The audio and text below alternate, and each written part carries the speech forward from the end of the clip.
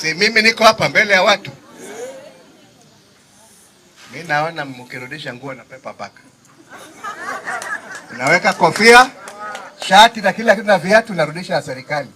Ndio tutafute wengine tupambane na hii ulevi hii kiholela.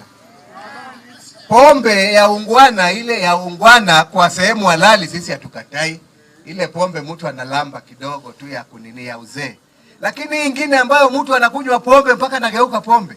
Ingine mimi naona inatengenezwa, hata mimi nashangaa. Pombe inatengenezwa, mara naona vitu huko ndani kama sijui masuruali ya watu, mara sasa mimi nashangaa. Kwani hii pombe iko Msea Njuri Cheke hapa? Kwani pombe ikiwekwa suruali ya wanawake ndio inakuwa tamu zaidi? Na hiyo kwa sababu naona vitu ya ajabu. Wewe kama uchawi.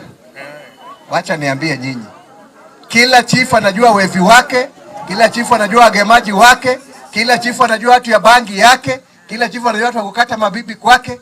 Kila mtu abebe mzigo yake. Wiki ngapi? Leo ni tarehe ngapi? Leo ni tarehe ngapi? Wiki mbili naisha siku gani? Kwani hamjui hesabu? Nani aliandika machifu wajue hesabu?